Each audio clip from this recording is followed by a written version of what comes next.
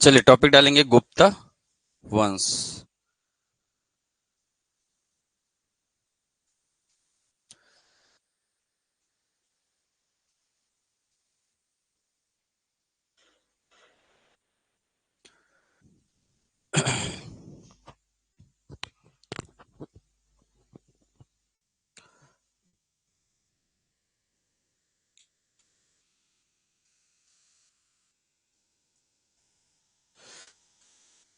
ठीक है, तो गुप्त वंश के बारे में क्या क्या देखना है हमें। ठीक है, सबसे पहले तो देखेंगे हम लोग क्या जानकारी के स्रोत।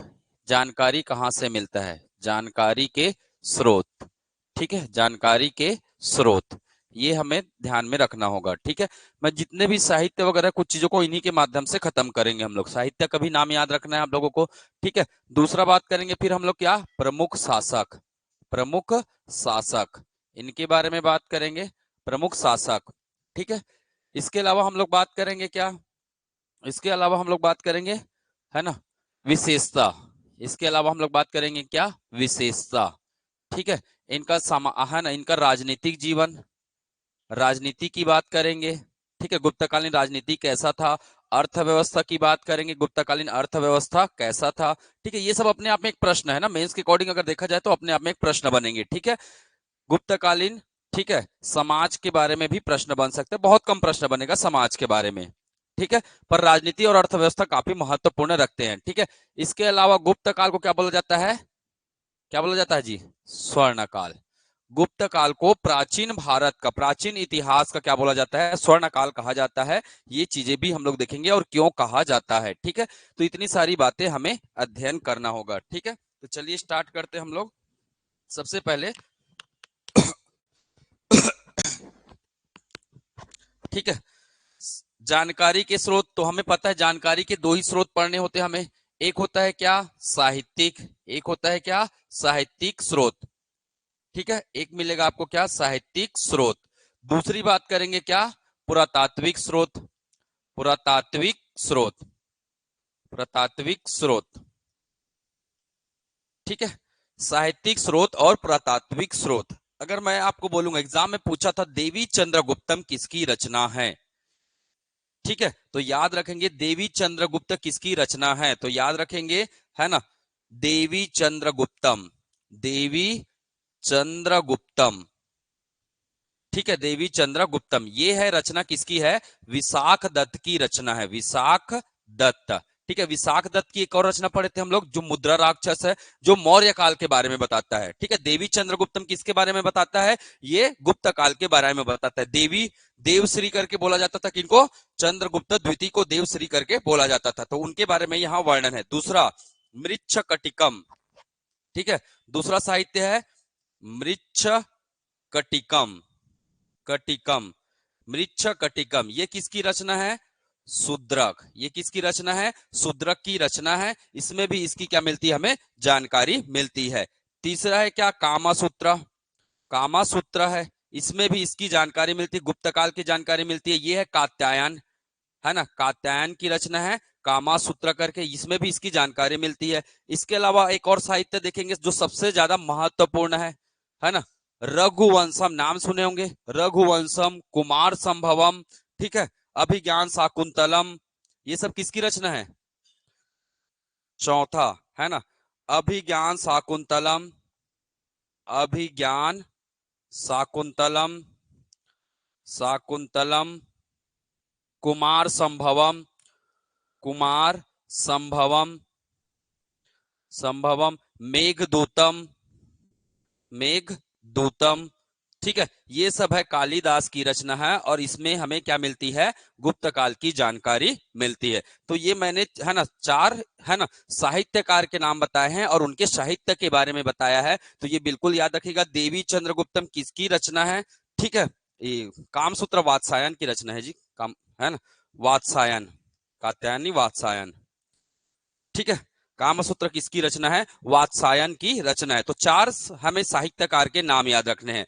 एक हो गया आपका क्या विशाख दत्त, दूसरा शूद्रक, तीसरा वात्सायन और चौथा है कालिदास। शूद्रक की रचना क्या है? मृच्छकटिकम, कात्यायन है ना, वात्सायन की रचना क्या है, कामासूत्र। विशाख दत्त की रचना क्या है, देवी चंद्र गुप्तम। यहीं पास आप लोग लिख लेंगे विशाख दत्त की एक और रचना है मुद्रा राक्षस। यो याद करने के लिए आप बिल्कुल इसे लिख लीजिएगा, परंतु ये एग्जाम में है ना केवल मौर्य काल की जानकारी देता है, इसमें गुप्त काल की जानकारी हमें नहीं मिलती है। ठीक है, ये ध्यान में रखना है। चलिए आगे बात करेंगे हम लोग क्या, पुरातात्विक स्रोत। और पुरातात्विक स्रोत में हमें यहाँ केवल दो ही चीजें मिलेगी। एक तो मिलेगा क्या, सिक्का। एक क्या मिलेगा, सिक्का मिलेगा। और दूसरा क्या मिलता है, अभिलेख। और दूसरा क्या मिलता है, अभिलेख मिलता है। तो ध्यान में रखिएगा, है ना, सिक्का और अभिलेख से हमें इस वंश की क्या मिलती है, जानकारी मिलती है। कुछ ताम्रपत्र भी मिलेंगे, कुछ अभिलेख के अंतर्गत हम लोग देखेंगे क्या, ताम्रपत्र की भी हमें जानकारी मिलेगी, ताम्रपत्र। ठीक है, ताम्र पत्र, इसके माध्यम से भी हमें इस वंश की क्या मिलेगी, जानकारी मिलेगी। परंतु मैं इसे यहाँ पे नहीं बता रहा हूं। हर शासक का क्या है, अपना एक अभिलेख है। हर शासक अलग अलग ताम्रपत्र में, तो अगर यहाँ पढ़ेंगे तो बहुत लास्ट में मैं बता दूंगा सभी को संग्रहित करके। ठीक है, अभी हम लोग शासकों के नाम के अकॉर्डिंग इनको देखेंगे, कौन कौन से राजा ने कौन सा सिक्का चलाया है ना, कौन से राजा के कौन से अभिलेख है। ठीक है, वो हम लोग शासकों के अनुसार ही देखते हैं, वो ज्यादा अच्छा रहेगा।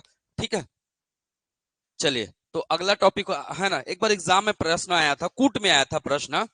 ठीक है, इनकी जाति क्या है, गुप्तों की जाति क्या बताया, गुप्तों को शूद्र बताया गया है। कूट में ये प्रश्न था, गुप्त शूद्र जाति के थे, कि गुप्त आपके वैश्य जाति के थे, कि गुप्त आपके ब्राह्मण थे, कि क्षत्रिय थे, है ना। तो ये भी एग्जाम में प्रश्न आया हुआ था। ठीक है, कूट में प्रश्न बनता है तो कुछ भी प्रश्न बन सकते हैं ना, इस बात को बिल्कुल ध्यान में रखिएगा। ठीक, तो चलिए बात करते हैं गुप्तों का वंश, है ना। गुप्त किस कुल के थे, कौन से कुल के थे, कौन से कुल के थे जी, चलिए मैं बता देता हूं। ठीक है, टॉपिक डाल लेंगे इसी में, गुप्तों का कुल। गुप्तों का कुल या वर्ण बोल सकते, कुल या वर्ण, किस वर्ण से ये लोग बिलोंग करते थे, ये हम लोग बात करेंगे। ठीक है, तो सबसे पहले देखिए, अलग अलग इतिहासकार ने अलग अलग बताया। किसी ने बताया इसे क्या, शूद्र बताया है, किसी इतिहासकार ने शूद्र बताया है, किसी इतिहासकार ने इन्हें क्या बताया है, क्षत्रिय कुल का बताया है, किसी इतिहासकार ने इन्हें वैश्य का बताया, वैश्य कुल के। ठीक है, और कुछ इतिहासकार क्या बोलते हैं, नहीं ये लोग कौन थे, ब्राह्मण थे। तो बोले भैया बच्चा ही क्या है ना, सब तो बता दिए है ना, पर सर्वाधिक मान्यता किसकी है ये हमें देखना है। हो सकता है कूट में आ जाए या सही मिलान करने आ जाए। ठीक है, तो इतिहासकार की स्टेटमेंट है ये। ठीक है, चलिए किसने शूद्र कहा है, काशीराम, ध्यान में रखेगा, काशीराम।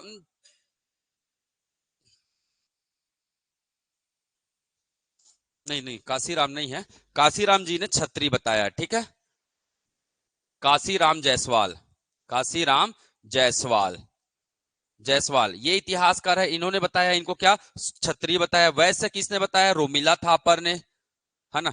गौरी शंकर अग्रवाल, गौरी शंकर झा, गौरी शंकर झा, इन्होंने क्या बताया है, तो याद रखिएगा, बस गौरी याद रखिएगा, गौरी, और है ना आपको नाम पता चल जाएगा, गौरी काशी, काशी में कौन है, गौरी है, ऐसे भी याद रख सकते हैं। गौरी शंकर झा, काशीराम जायसवाल ने क्या बताया, इन्हें क्षत्रिय कुल का बताया। रोमिला थापर का नाम पहले भी पढ़े, याद कीजिए, रोमिला थापर, रोमिला थापर ने इन्हें क्या बताया है, वैश्य कुल का बताया है। ठीक है, रोमिला थापर सिंधु सभ्यता में हम लोग पढ़े थे, है ना। सिंधु सभ्यता को उन्होंने क्या बताया था, सिंधु सभ्यता की उत्पत्ति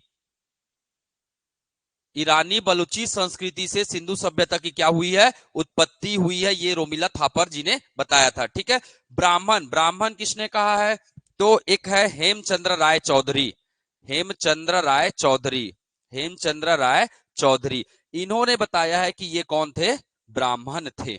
ठीक है, अब प्रश्न आते भैया हम किसको मानेंगे, है ना। अब हम किसको मानेंगे, तो देखिए अधिकांश मान्यता देती है किसको, रोमिला थापर के स्टेटमेंट को सर्वाधिक मान्यता प्राप्त है, ये ध्यान में रखिएगा। तो आपको एग्जाम दृष्टिकोण से अगर पूछा जाएगा वन लाइन में, है ना, तो ये लोग कौन थे, वैश्य थे, है ना। ये लोग कौन से वंश के बिलोंग करते थे, कौन से कुल के बिलोंग करते थे, वैश्य कुल के थे, अर्थात ये प्रयाग के, इनका मूल निवासी होता था प्रयाग, प्रयाग के वैश्य थे ये लोग, प्रयाग के क्या थे, वैश्य वर्ण से ये लोग क्या करते थे, बिलोंग करते थे, क्योंकि इनकी प्रशस्तियों में ये सब वर्णन लिखा हुआ है। प्रशस्ति में है ना, प्रयाग शब्द का वर्णन मिला है, और प्रयाग में वैश्य कुल का प्रभाव था, वहां से जानकारी मिलती है। ठीक है, तो सर्वाधिक मान्यता इसे हमें क्या बताना है, वैश्य कुल का बताना है। स्टेटमेंट में आया हुआ है ना, ये लोग प्रयाग के वैश्य थे, ऐसे करके प्रश्न में आया हुआ है। ठीक है, इसलिए स्टेटमेंट पूरा ध्यान में रखेंगे। चलिए अगला बात करते हैं। ठीक है, तो ये गुप्तों के कुल या वर्ण के बारे में बात कर लिया हमने। अगला का बात करेंगे प्रमुख शासक। प्रमुख शासक नोट कर लिए क्या? ठीक है, चलिए प्रमुख शासक की बात करते हैं। प्रमुख शासक, कितने शासक है टोटल? 13-14 शासक हुए हैं इसमें, पर पूरे को नहीं पढ़ना है हमें। ठीक है, सबसे पहले नाम आता है किनका, श्री गुप्त। श्री गुप्त के बाद किनका नाम आता है, घटोत्कच। घटोत्कच, इसके बाद नाम आता है किनका, चंद्रगुप्त प्रथम। चंद्रगुप्त प्रथम। ठीक है, इसके बाद नाम आता है किनका, समुद्रगुप्त। समुद्रगुप्त। समुद्रगुप्त के बेटे कौन हुए, रामगुप्त। रामगुप्त, है ना। इनके भाई का नाम क्या था, चंद्रगुप्त द्वितीय। चंद्रगुप्त द्वितीय। ठीक है, इनके बेटे का नाम क्या था, कुमारगुप्त प्रथम। कुमारगुप्त प्रथम। ठीक है, इनके बेटे का क्या नाम था, स्कंदगुप्त। स्कंदगुप्त। इनके भाई का नाम क्या था, पुरुगुप्त। यहां तक पढ़ लिए आप, काफी है। ठीक है, इसके बाद लास्ट में लिख लेंगे इनके अंतिम शासक। अंतिम शासक कौन है, विष्णुगुप्त। विष्णुगुप्त। ठीक है, ये होंगे क्या, अंतिम शासक। अंतिम शासक।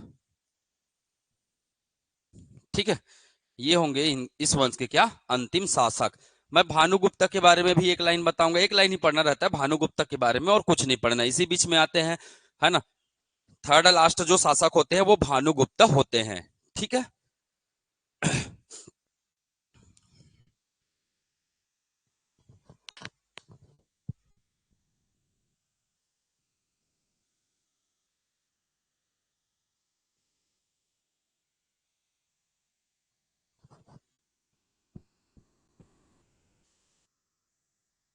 चलिए तो एक एक करके थोड़ा सभी के बारे में क्या देखते हैं, डिटेल देखते हैं। ये क्रम याद रखना पड़ता है, क्योंकि पूछा जाता है कई बार, क्या पूछ देते हैं, क्रम में। ठीक है, क्रम में पूछ देते हैं, इसको बिल्कुल ध्यान में रखिएगा।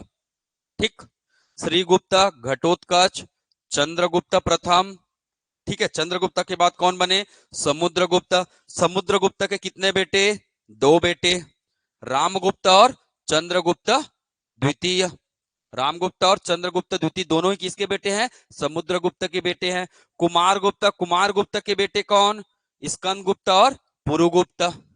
कुमारगुप्त के बेटे कौन, स्कंदगुप्त और पुरुगुप्त। ठीक है, तो ऐसे भी याद रखेंगे तो आपके लिए क्या हो जाएगा, आसान हो जाएगा। ठीक है, समुद्रगुप्त के दो बेटे, है ना, और चंद्रगुप्त के, ये कुमारगुप्त के कितने बेटे, दो बेटे, है ना। मतलब दोनों भाइयों ने लगातार क्या किया है, शासन किया हुआ है। ठीक है, इसे ध्यान में रखेंगे। चलिए आगे बढ़ते हम लोग, एक एक करके सबके बारे में क्या करेंगे, डिटेल अध्ययन करते हैं। ठीक है, चलिए स्टार्ट करें।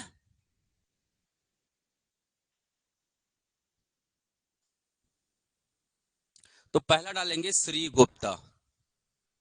श्री गुप्ता। श्री गुप्ता। श्री गुप्ता के बारे में क्या जानकारी देखना है, तो श्री गुप्ता को क्या बताया गया है ना।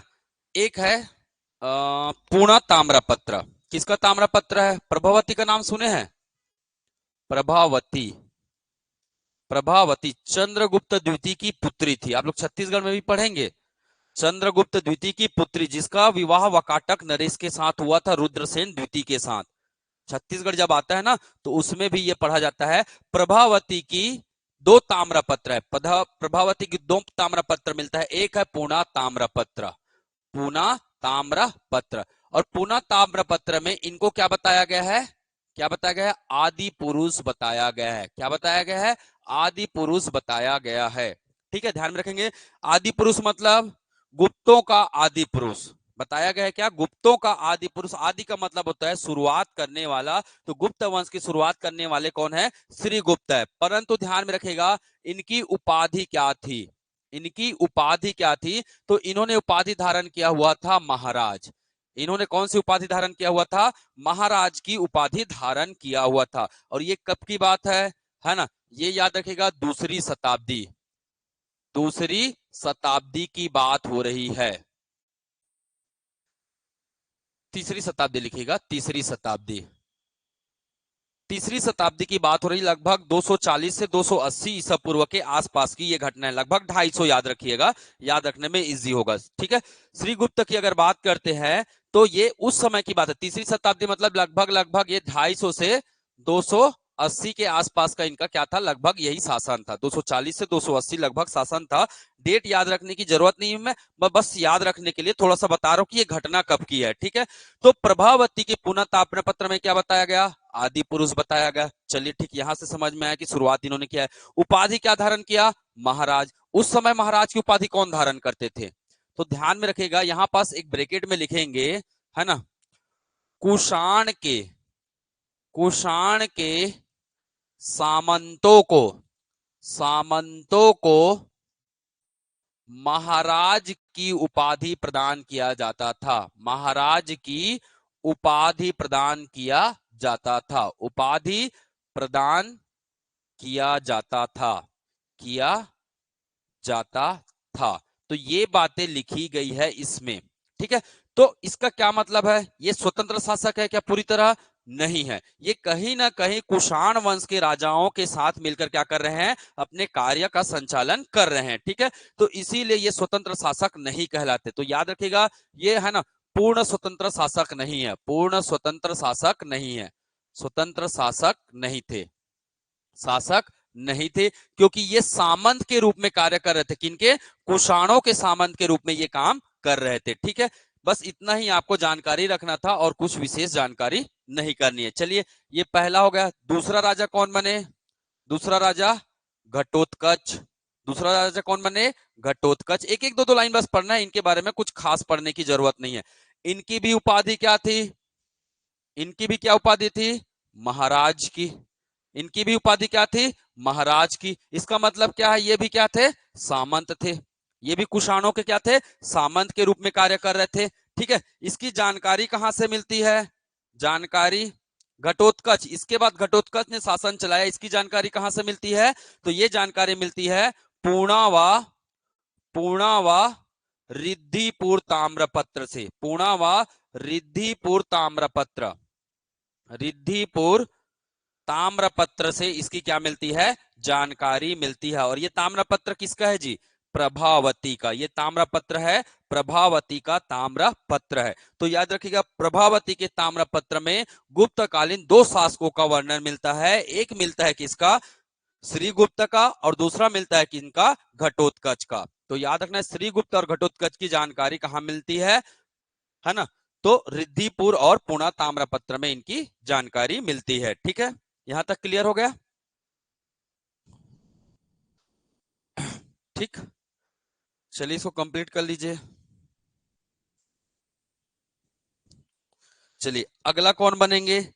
चंद्रगुप्त प्रथम। अगला कौन बनेंगे? चंद्रगुप्त प्रथम। ठीक है। तीसरे शासक के बारे में देखते हैं हम लोग। तीसरा शासक कौन बनेंगे? चंद्रगुप्त प्रथम।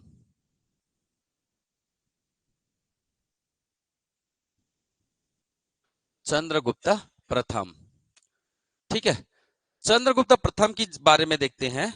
इनकी उपाधि सबसे पहले तो देखते हैं, इनकी उपाधि क्या उपाधि धारण करते हैं ये? तो इनकी उपाधि होती है महाराजा धीराज। इनकी उपाधि का नाम क्या है? महाराजा धीराज। इसका मतलब महाराजाओं को, महाराज की जो उपाधि धारण करते थे, उन महाराजों को अपने अधीन रखने वाला राजा, है ना।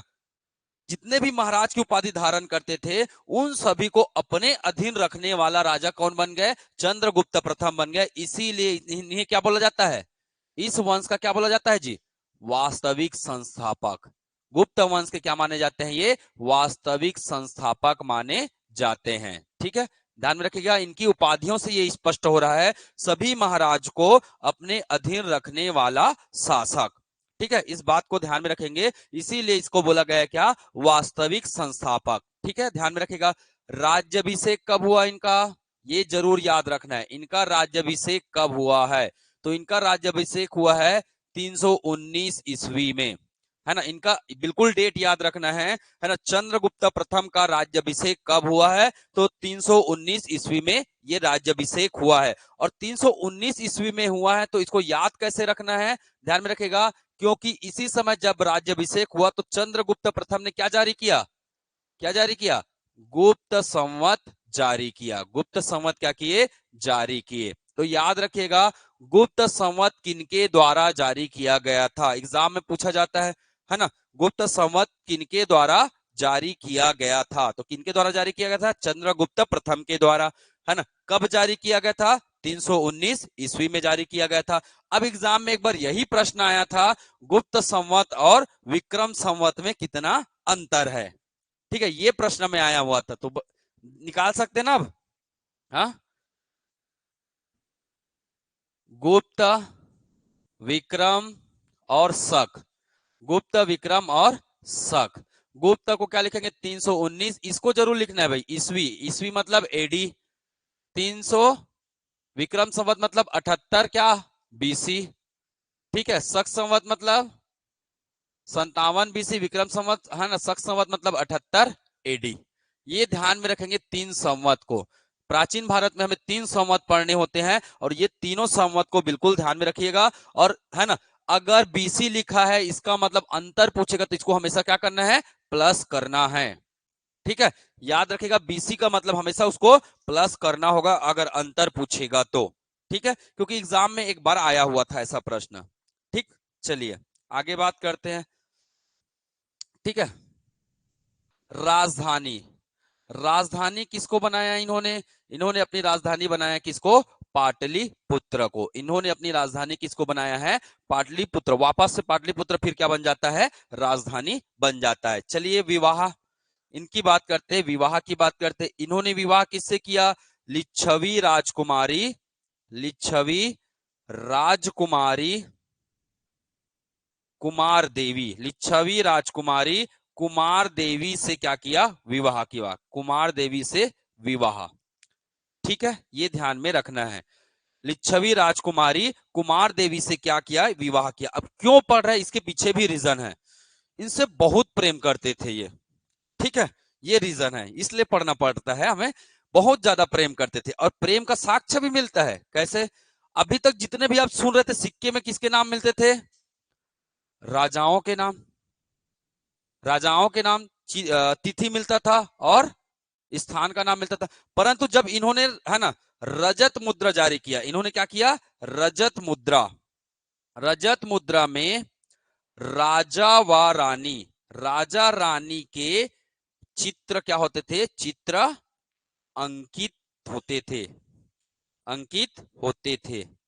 ठीक है, ऐसे लिखेगा, रजत मुद्रा में राजा व रानी के चित्र अंकित होते थे। ठीक है, इतना चल जाएगा, होते थे।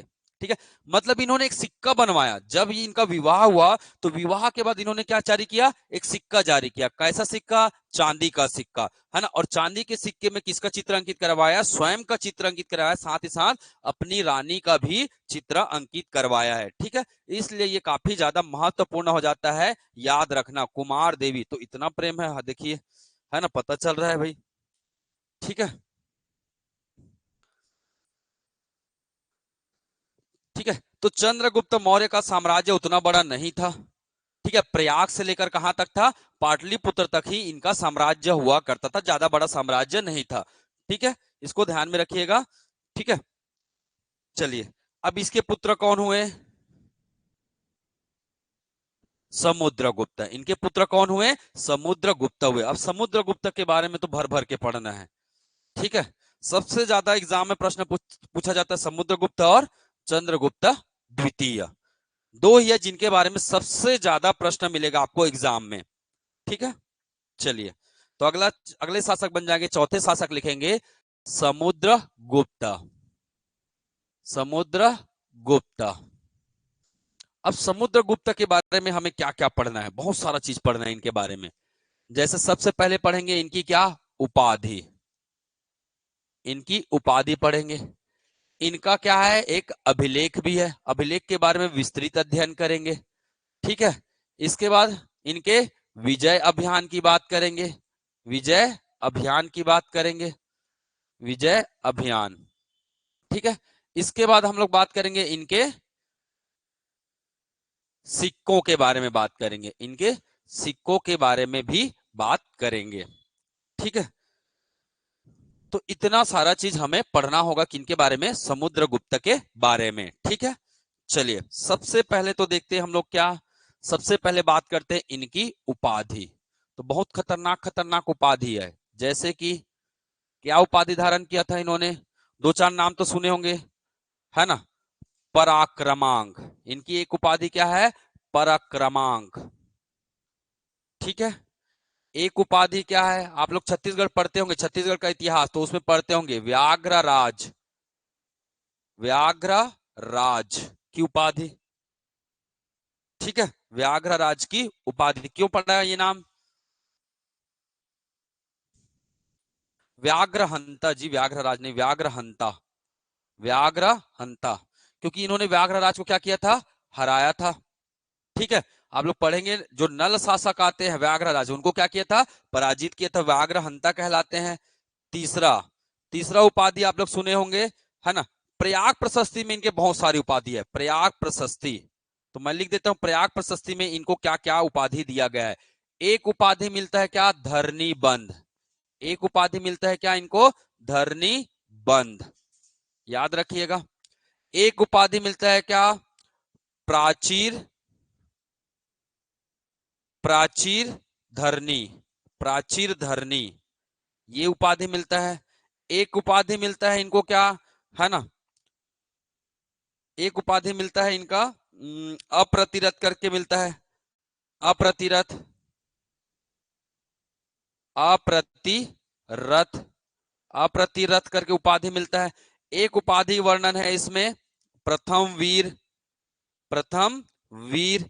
तो ये सब इनकी क्या है उपाधि है, खतरनाक खतरनाक उपाधि मिलेंगे इनके। ठीक है, क्योंकि समुद्रगुप्त को क्या बोला गया है, भारत का नेपोलियन कहा गया है।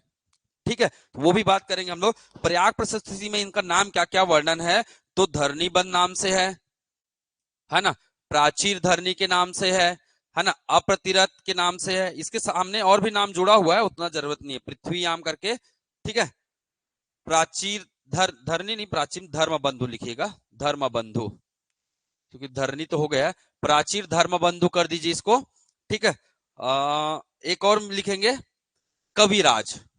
आप सभी को पता है कौन सा गीत बजाते थे, क्या बजाते थे ये, वीणा बजाते थे ना, तो इसीलिए इनको क्या बोला गया है, कविराज भी कहा गया है। एक और उपाधि लिखेंगे, है ना, एक और बड़ी उपाधि है इनकी क्या, भारत का नेपोलियन, भारत का नेपोलियन भी कहा गया है। अब ये क्वेश्चन बहुत पुराना हो गया है। ठीक है, ये क्वेश्चन क्या हो गया है, बहुत पुराना हो गया है। ठीक है, ध्यान में रखें, भारत का नेपोलियन सब जानते हैं। अब प्रश्न अब क्या पूछता है ज्यादातर, किसने कहा है ना, समुद्रगुप्त को भारत का नेपोलियन किसने बताया है, तो याद रखेगा विंसेंट स्मिथ, विंसेंट स्मिथ ने इन्हें भारत का क्या बताया है, नेपोलियन बताया हुआ है। ठीक है, तो ये सब इसके क्या है उपाधि है। इसमें पूरा लिखना, लिख लेना भाई, पृथ्वीयाम करके शब्द लिखाता है, पृथ्वीयाम अप्रतिरथ, पृथ्वीयाम प्रथम वीर, पृथ्वीयाम, है ना, ये शब्द लिखा रहता है, पृथ्वीयाम अप्रतिरथ, पृथ्वीयाम प्रथम वीर। या अप्रतिरथ भी लिखेंगे तो भी पर्याप्त है, उतने से हमें इसके बारे में क्या मिल जाएगी, जानकारी मिल जाएगी। ठीक है, ठीक है, तो ये सब इनके क्या है उपाधि है, बहुत सारे उपाधि हो गए, है ना, तो ये सबको क्या करना है, आपको ध्यान में रखना है। लिच्छवी दहित, ये भी एग्जाम में पूछा गया था, छठवा लिखेंगे लिच्छवी दहित, लिच्छवी, ये पिछले ज्यादा दिन नहीं हुआ एग्जाम में आया था ये। ठीक है, लिच्छवी,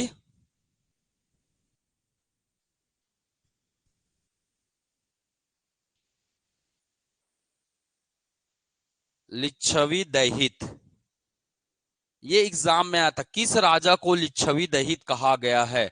आप प्रीवियस ईयर उठा के देखिएगा, आपको प्रश्न कहीं ना कहीं जरूर मिल जाएगा। ठीक है, किस राजा को लिच्छवी दहित कहा गया है, ये बिल्कुल ध्यान में रखेंगे। ठीक है, चलिए, तो ये इतने सारे इनके क्या हो गए, उपाधि हो गए। अगला बात करेंगे इनके अभिलेख। इनके कितने अभिलेख की जानकारी मिलती है हमें? 2 अभिलेख। ठीक है, समुद्रगुप्त के कितने अभिलेख हैं? 2 अभिलेख हैं, जिससे हमें इनकी क्या मिलती है, जानकारी मिलती है। हो गया क्या ये? ठीक है, तो समुद्रगुप्त के 2 अभिलेख, एक का नाम क्या है? प्रयाग प्रशस्ति, सब जानते हैं। दूसरे का नाम क्या है? एरन अभिलेख। दूसरे का नाम क्या है? एरन अभिलेख। ठीक है, प्रयाग प्रशस्ति व एरन अभिलेख। चलिए नेक्स्ट करें।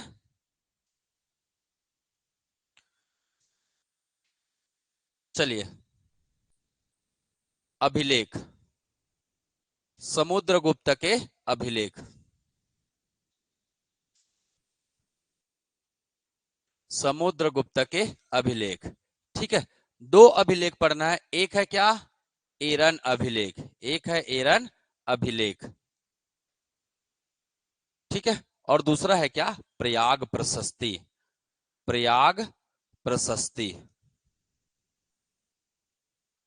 प्रयाग प्रशस्ति। ठीक है, एरन अभिलेख कहां मिलेगा?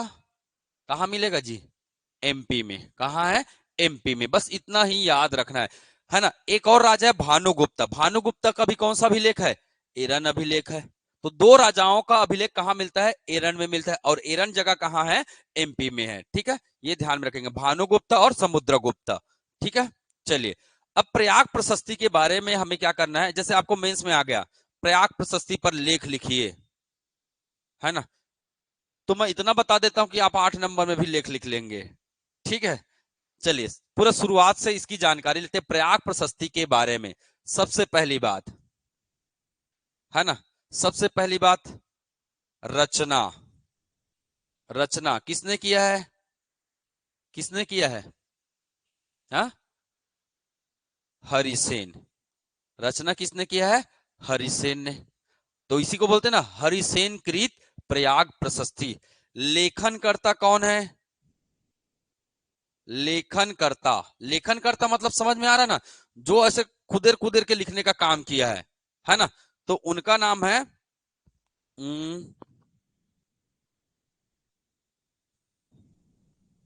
लेखनकर्ता का भी नाम लिखेंगे। ठीक है, एक तो नाम लिखेंगे ध्रुव भूति। एक नाम लिखेंगे ध्रुव भूति। ठीक है, ये लगाने का काम किया है। इसको इसको लगाने में इनका क्या किया है? मदद किया है। ठीक है, इसको ध्यान में रखेंगे। तिलक भट्ट। लेखनकर्ता का नाम लिखेंगे क्या? तिलक भट्ट। तिलक भट्ट। ठीक, ध्यान में रखिएगा। तो रचना हरिसेन कृत है। हरिसेन कृत रचित है। लिखने कुदेरने का काम किसने किया है पत्थर में? तो वो तिलक भट्ट जी ने किया है। सहयोग किसने किया है इसमें? ध्रुव भूति ने इनका सहयोग दिया है। मतलब इन तीनों के नाम किसमें है? प्रयाग प्रशस्ति में है। इन तीनों के नाम ही वर्णन मिलते हैं, ये बात ध्यान में रखिएगा। चलिए, कौन सी भाषा में है? भाषा व लिपि की बात करते हैं। भाषा कौन सी भाषा में है? संस्कृत। संस्कृत भाषा में। लिपि कौन सी है? लिपि कौन सी है? ब्राह्मी। लिपि कौन सी है? ब्राह्मी। शैली कौन सी है? चंपू। ठीक है, चंपू शैली में लिखा गया है। चंपू शैली मतलब गद्य व पद्य में। गद्य व पद्य में लिखा गया है। ठीक है, चलिए बात करते हैं प्रयाग प्रशस्ति का मूल स्वरूप क्या था। मूल स्वरूप प्रयाग प्रशस्ति मैंने पहले भी बताया था, याद कीजिएगा। प्रयाग प्रशस्ति का मूल स्वरूप क्या था? ये वाकई में प्रयाग प्रशस्ति था? जी नहीं, ये क्या था? अशोक का अशोक का कौशाम्बी अभिलेख। ये क्या था? अशोक का कौशाम्बी अभिलेख था। कौशाम्बी अभिलेख, याद रखिएगा इसको। अशोक का क्या था? कौशाम्बी अभिलेख था। ठीक है, अशोक के, है ना, एक पत्नी और पुत्र के बारे में इसमें क्या मिलता है? वर्णन मिलता है। अशोक की पत्नी का वर्णन मिलता है और किसका वर्णन मिलता है इसमें? पुत्र का वर्णन मिलता है। पत्नी का नाम बताया था मैं, बताइए। कावा कावारुकी। पत्नी का नाम क्या था? कावारुकी। और पुत्र का नाम क्या था? तीवर। पुत्र का नाम क्या था? तीवर। इनका वर्णन मिलता है, इसीलिए है ना, कावारुकी का वर्णन मिलता है, इसीलिए इसे क्या बोला गया है?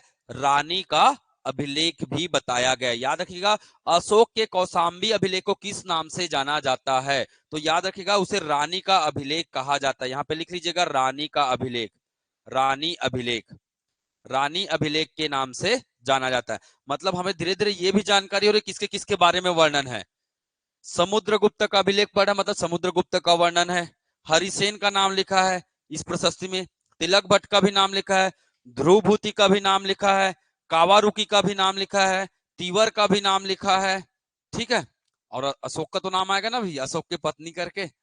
ठीक है, तो इतने सारे लोगों का क्या लिखा है? ये नाम लिखा हुआ है, ध्यान में रखिएगा। इसके अलावा अगर आपको, है ना, ध्यान में रखिएगा, 33वें पंक्ति में, 33वें पंक्ति में समुद्रगुप्त के, समुद्रगुप्त के विजय अभियान का वर्णन है। समुद्रगुप्त के विजय अभियान का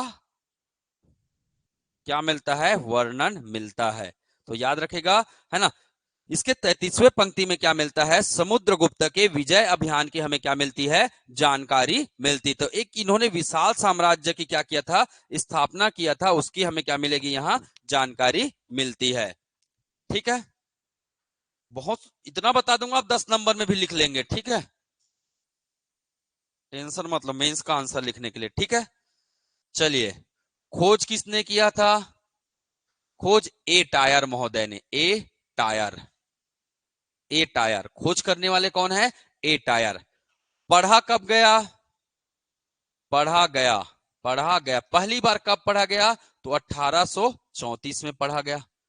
ठीक है, पहली बार कब पढ़ा गया इसे? 1834 में पढ़ा गया। परंतु इसके बारे में एक और चीज बता देता हूं, एक और बातें बताता हूं। ये कौशाम्बी से कहां लाया गया है? इसका नाम प्रयाग कैसे पड़ा? तो प्रयाग कौन लाया? जहांगीर ने लाया है। याद रखिएगा, समुद्रगुप्त ने नहीं लाया है। जब ये कौशाम्बी में ही था तब ये सब अंकित करवाया गया था। प्रयाग में लाया किसने है? जहांगीर ने लाया, अपने शासन का मतलब अपने पिता के शासन काल में। तो ध्यान में रखिएगा, मतलब इसके बारे में और भी जानकारी मिलेगी। इसके अलावा और लिख लेते हैं, चलिए इतना नोट कर लीजिए पहले, फिर मैं और बता देता हूं।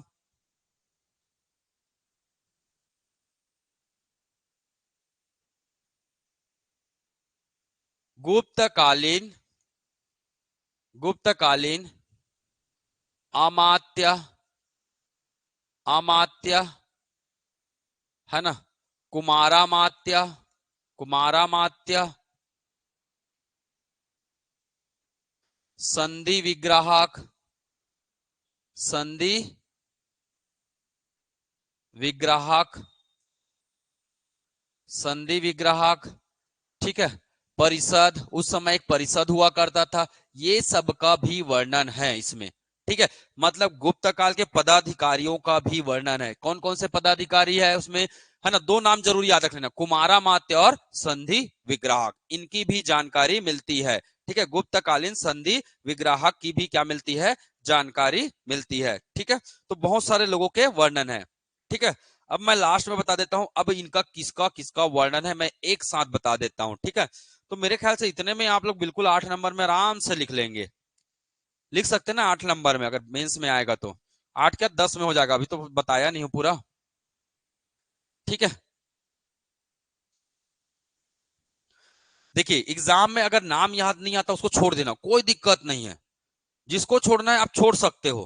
ठीक है, पर मेन मेन को जरूर लिख लेना। संस्कृत भाषा में लिखा है ना। कौन? हरिसेन, हरिसेन कृत रचित है ये जरूर लिख लेना। अशोक का कौशाम्बी अभिलेख हुआ करता था, ये मूल बातें हैं, है ना। समुद्रगुप्त के किसका वर्णन है? विजय अभियान का वर्णन है। एवं गुप्तकालीन प्रशासनिक पदाधिकारी, अगर शब्द याद नहीं आएंगे तो गुप्तकालीन प्रशासनिक पदाधिकारियों की भी जानकारी मिलती है यहां से, है ना। भले तो लोग का नाम क्यों ना लिखा हो, कुमारामात्य, संधि विग्राहक, पर मिल तो है जानकारी, एक लिस्ट। और यहाँ क्या होता था? एक परिषद भी, परिषद का भी आयोजन होता था, उसकी भी जानकारी मिलती है। चलिए आगे बात करते हैं। प्रयाग प्रशस्ति में किसका किसका वर्णन है? मैंने बताया था अकबर के काल में, इसी में कंटिन्यूअस करना है ना। अकबर काल में, अकबर काल में जहांगीर ने, जहांगीर ने, ठीक है,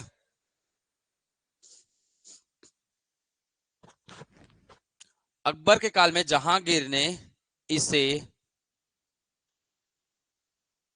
प्रयाग ले आए थे, प्रयाग में स्थापित कर दिए थे, प्रयाग में स्थापित, स्थापित कर कर अब्दुल्ला कलाम, है ना। तो ये इजिली याद है कि अब्दुल कलाम जी का नाम याद रहता है, ठीक है। तो ध्यान में रखेंगे अब्दुल्ला कलाम, अब्दुल्ला कलाम के द्वारा, अब्दुल्ला कलाम के द्वारा फारसी में लेख लिखवाए, फारसी में लेख लिखवाए, लेख लिखवाए, ठीक है, लिखवाए। इसका मतलब यहां फारसी में भी, केवल संस्कृत नहीं, फारसी में भी यहां क्या मिलेगा आपको, लेख मिलेगा, ठीक है, ध्यान में रखिएगा, ठीक है। फारसी में भी यहां क्या मिलेगा, लेख मिलेगा। तो किनके किनका वर्णन है ना, वर्णन, किनका किनका नाम वर्णन है, नामों का वर्णन, नामों का वर्णन, ठीक है। तो चलिए गिनते हैं। सबसे पहला बात करेंगे किसका वर्णन है, अशोक के,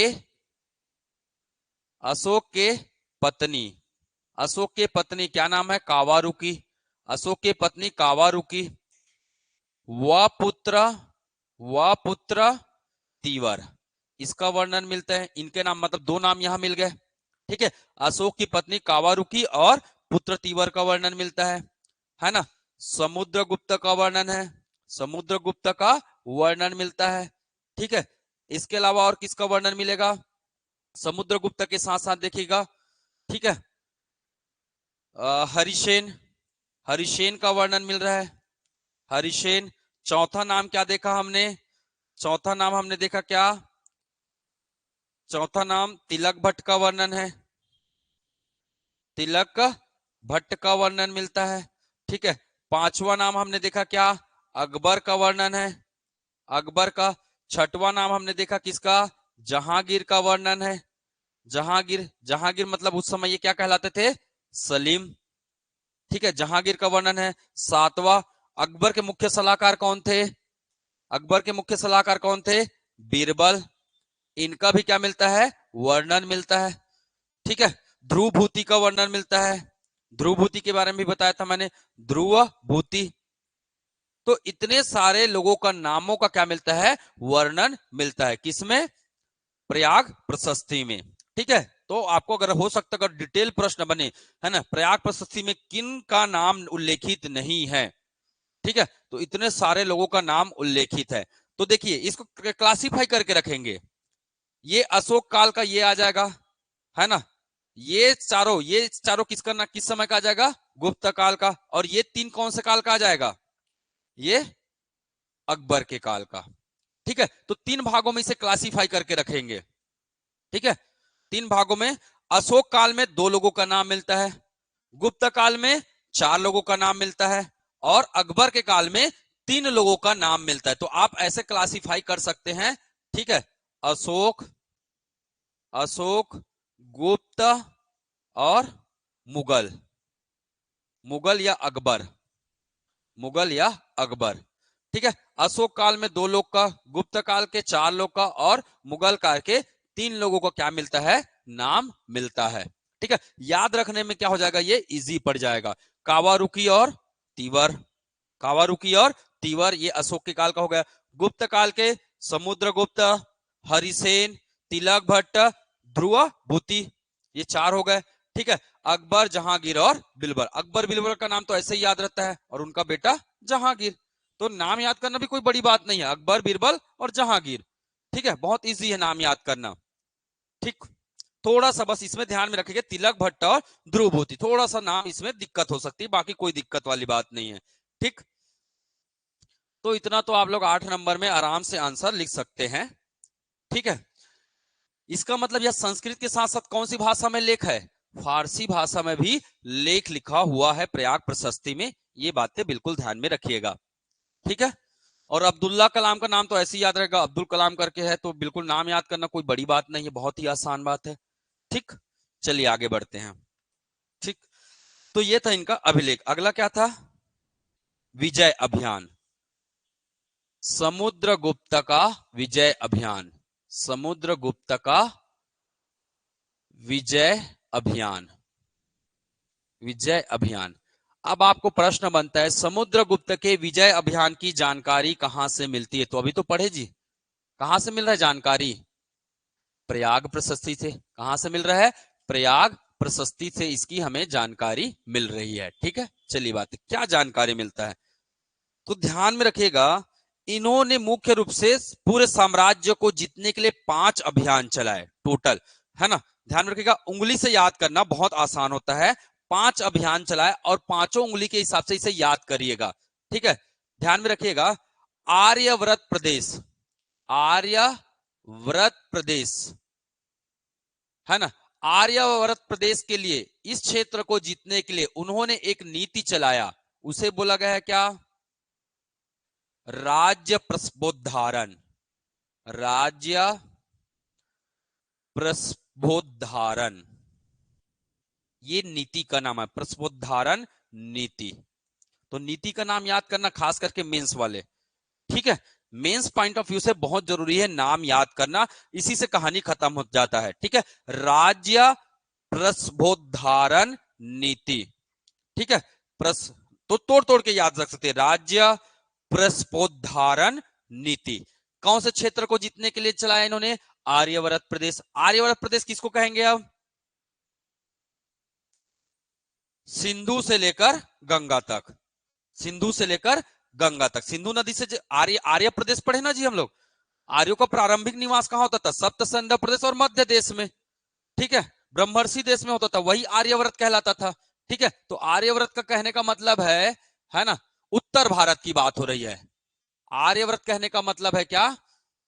आप ऐसे लिख लीजिए, उत्तर भारत। उत्तर भारत, इस क्षेत्र की बात हो रही है ये। ठीक है, पंजाब, कश्मीर, हिमाचल, ठीक है, ये सब की बात हो रही है। ठीक है, पंजाब, कश्मीर, हिमाचल, यूपी, हरियाणा, इन सब क्षेत्रों को जीतेंगे ये। ठीक है, कौन सी नीति के द्वारा? राज्य प्रस्पुद्धारण नीति के द्वारा। ठीक है, इसके अंतर्गत इन्होंने 2 बार अभियान चलाया। कितने बार? 2 बार। पहले बार जब अभियान चलाया प्रथम चरण में, है ना, आजकल जरूरी हो गया है प्रथम चरण, द्वितीय चरण, चुनाव उनाव ऐसी होता है तो। ठीक है, प्रथम चरण की अगर बात करेंगे तो इन्होंने 3 राज्य को जीता था। दूसरे चरण में इन्होंने टोटल कितने राज्य को जीतेंगे? क्योंकि कूट में प्रश्न बन जाता है भाई, 9 राज्य। 9 राज्य को जीते, मतलब टोटल कितना? 12 राज्य जीते थे। टोटल कितना? 12 राज्य। तो याद रखिएगा, आर्यव्रत प्रदेश के इन्होंने 12 राज्यों को क्या किए थे? जीते थे। पहले चरण में 3 और दूसरे चरण में 9 राज्यों को जीते थे। टोटल कितना हो गया? 12 राज्य। ठीक है, तो याद रखिएगा, है ना। चलिए आगे बढ़ते हैं, आगे बढ़ते हैं। ठीक है, दूसरा नीति, दक्षिण भारत। दक्षिण भारत, दक्षिण भारत के लिए इन्होंने कौन सा नीति चलाया? ये एग्जाम में आया था, डायरेक्ट एग्जाम में आया था। समुद्रगुप्त द्वारा दक्षिण भारत को जीतने के लिए कौन सा अभियान चलाया गया था? ठीक है, तो अभियान का नाम है ग्रहण मोक्षानुग्रह। ग्रहण मोक्षानुग्रह। ठीक है, इसको ऐसे याद रखेंगे, ग्रहण मोक्ष अनुग्रह, है ना। याद रखने का तरीका भी बता रहा हूं मैं, ग्रहण मोक्ष अनुग्रह। ठीक है, अच्छा, इसका मतलब क्या होता है वैसे? राज्य आप लोग तो पूछ भी नहीं रहे, संस्कृत में लिखा है, बताया ना, तो संस्कृत में है ये राज्य प्रस्पोद्धारण, मतलब राज्य को अपने में क्या कर लेना? मिला देना। राज्य को क्या करेंगे? ये 12 राज्य को जीतेंगे और अपने साम्राज्य में क्या कर लेंगे? शामिल कर लेंगे। राज्य प्रस्पोद्धारण नीति कहते हैं इसे। तो यहां पे लिख सकते हैं इसका तात्पर्य, है ना, राज्यों को गुप्त साम्राज्य में शामिल, गुप्त साम्राज्य में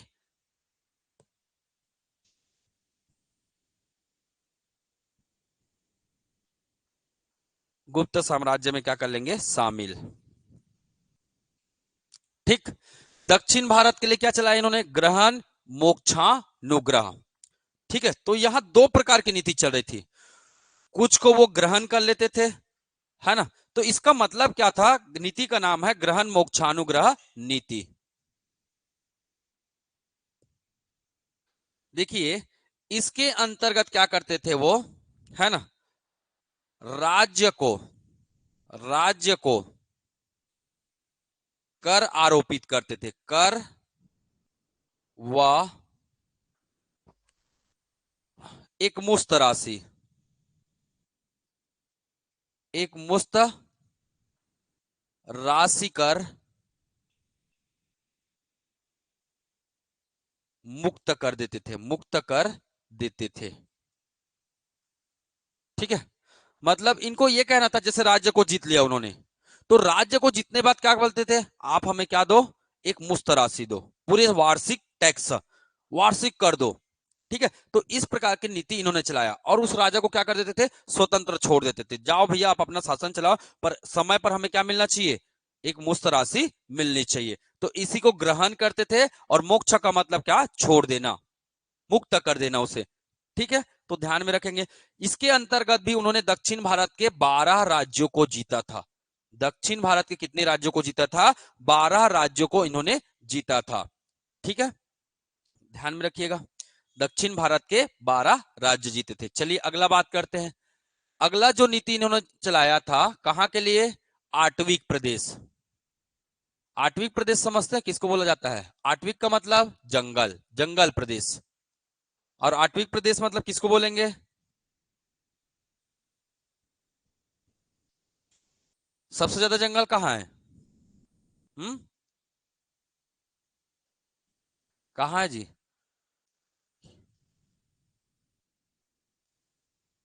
ठीक है, तो इन्होंने आटविक प्रदेश के लिए कौन सा नीति चलाया, पारिचारिकी कृत नीति, पारिचारिकी कृत नीति चलाया। आटविक प्रदेश मतलब मध्य देश, मध्य देश, सबसे ज्यादा मध्य प्रदेश वाला क्षेत्र में है जंगल, है ना।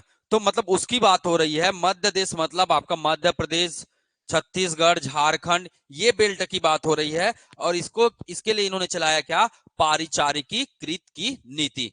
इसके अंतर्गत क्या करते थे वो, राज्य को, राज्य से दास, दास को लेना को क्या बोलेंगे,